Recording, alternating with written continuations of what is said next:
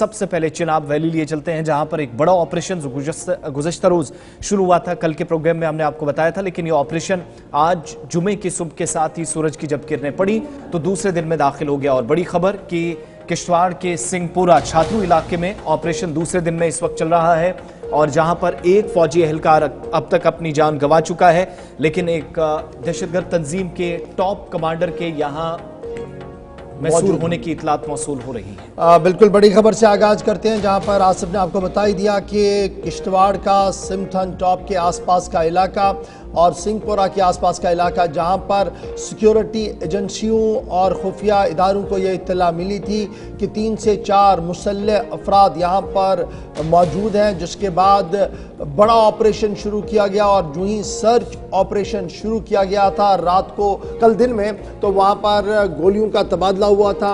उस गोलियों के तबादले में कई फौजी एहलकारों के जख्मी होने की खबर आई है, और उन जख्मियों में एक फौजी एहलकार जो है वो जान भी हो चुका है। इस बीच सिक्योरिटी के मजीद इजाफी दस्ते इस इलाके की ओर रवाना कर दिए गए हैं। फिजा से जमीन पर नजर रखी जा रही है, यानी एक तरफ से हेलीकॉप्टर प्रेस किए गए जहां पर अंदर सिक्योरिटी के जवानों को भेजा जाता है, वहीं दूसरी तरफ से ड्रोन से भी नजर रखी जा रही है ताकि मुश्तबह अफराद की नकल हमल पर मुकम्मल तौर पर नजर रखी जाए।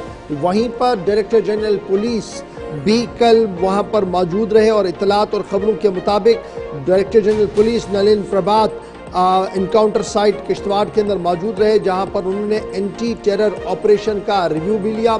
और एंटी टेरर ऑपरेशन रिव्यू के दौरान उन्होंने कई इकदाम भी किए हैं। सीधे अजय शान के पास भी चलेंगे, लेकिन आपको बताते चले कि जब इस ऑपरेशन का जिक्र हो रहा है तो एक टॉप मोस्ट कमांडर जो ममनुआ तंजीम लश्कर तैयबा से वाबस्ता है, उसके वहां पर होने की खबर आ रही है। सैफुल्ला नाम का मिलिटेंट है, ये सैफुल्ला बलोच नाम जिसका कहा जा रहा है, और ये कई बार आज तक ये नाम जो है वो फिगर हुआ है, और कई बार ये भी कहा गया जब एनकाउंटर्स हो रहे थे शायद ये मारा भी गया। बाद में सिक्योरिटी एजेंसीज ने इसकी वजाहत की कि सैफुल्ला नहीं मारा गया। फिलहाल बड़ी खबर ये कि ऑपरेशन चल रहा है, और मजीद तफसीलात क्या कुछ है सीधे अपने नुमाइंदे के पास चलेंगे।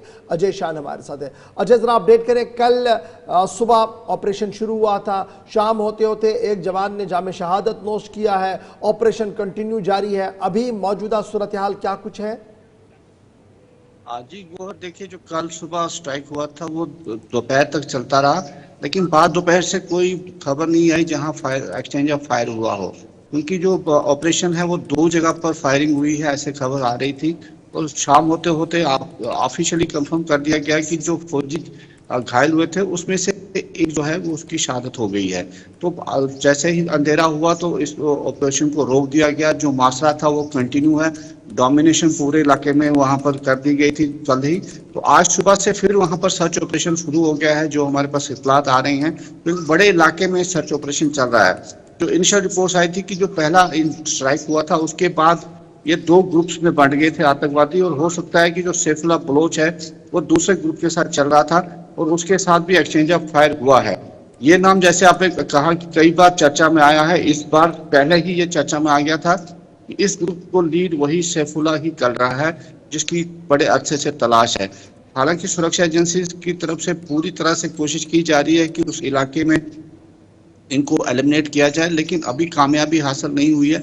जैसे आपने कहा कि आला ऑफिसर्स खुद वहां पर मॉनिटर कर रहे थे, लेकिन जो टेरेन है कहीं ना कहीं वो आड़े हाथों आ रही है, उस जो भी ऑपरेशन है उसके रास्ते में आ रही है। ये भी है कि कल एक स्पेसिफिक एरिया को कॉर्डन किया गया था, दाखिली और खारजी रास्ते बंद कर दिए गए थे। फिर शाम होते हुए डायरेक्टर जनरल पुलिस ने जब रिव्यू लिया इस पूरे मामले का, ऑपरेशन का, तो फैसला किया गया कि इसका दायरा और बढ़ाया जाए।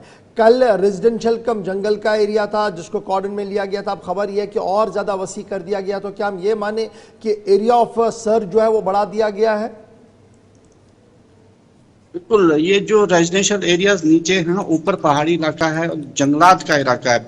दिक्कत ये आ रही है कि जो घना जंगल है, जिस वजह से विजन जो है चंद मीटर्स तक ही रह जाता है, जिस वजह से कभी कभी ऐसा भी होता है कि मिलिटेंट्स के अटैक फोर्सेस पर हो जाते हैं। वो एम्बुश लेके छुपे होते हैं, और जैसे फोर्सेस की मूवमेंट होती है तो वो अटैक कर जाते हैं। तो कुछ ना कुछ रास्ता जरूर निकाला जा रहा है, क्योंकि जंगलात में कुछ ढोक बने हुए हैं जहां पर कुछ लोग अपने जानवरों को लेके जाते थे, तो उसी जो हाइडोर्स हैं वहीं पर बनाए गए हैं। कुछ नेचुरल केव्स भी इस इलाके में हैं, जैसे सोर्सेज बता रहे हैं जहां पर ये छिप जाते हैं। तो जिसके चलते एक लंबा जो एरिया है, बड़ा सा एरिया है, उसको कॉर्डन ऑफ किया गया है। हालांकि हैबिटेशन वहां पर नाम मात्र है, लेकिन कुछ लोग हैं जो अपने जानवरों के साथ इन जंगलों में रहते हैं, तो उसका फायदा कहीं ना कहीं मिलिटेंट्स उठा रहे हैं, क्योंकि उनका जो सर्वाइवल है लोकल्स के सहारे ही चल रहा है। ऐसा बातें पहले ऑपरेशन में भी सामने आई थी, क्योंकि जंगल में ना कोई दुकान है ना वो बाजार है, तो उनके खाने की व्यवस्था जैसे हो रही है देखने को मिल रहा है। तो कहीं ना कहीं लोकल्स की जो सपोर्ट वहां मिल रही है, लेकिन आबादी उतनी नहीं है कि कोई खतरा आबादी को हो। अच्छा, ये ऑपरेशन सिर्फ जंगलात तक महदूद है, या जो दाएं बाएं आबादी है, शाहरा के पास पास वाला इलाका है जो एक इंपॉर्टेंट रास्ते को साउथ कश्मीर के साथ जोड़ता है, उस तरफ भी किसी तरह की एक्टिविटीज नजर आ रही है? या सिर्फ वो जो सिंहपुरा और आसपास के इलाके हैं वहीं तक ऑपरेशन महदूद है, इन 48 घंटों में रहा है? देखिए, जो hide out suspected hide outs हैं वहां तक तो आर्मी और जो पैरा कमांडोज हैं वो जीरो इन कर चुके हैं, उसके आसपास उनकी पोजीशनिंग है। जो निचले इलाके हैं, आबादी वाले इलाके, वहां लोकल पुलिस और वीडीजी की मदद की ली जा रही है, ताकि जो बाहरी कोई ऐसा आदमी एंटर ना हो सके या बाहर ना जा सके जो इस मामले में मुलविस हो। तो कहीं ना कहीं डिफरेंट सर्कल्स बनाए गए हैं, कई दायरों में ये ग्रिड बनाया गया है, जिसमें लोकल पुलिस बाहरी वाले दायरे में ज्यादा देखने को मिल रही है, और इसका जो एसओजी ग्रुप है वो सेना के साथ आगे चल रहा है।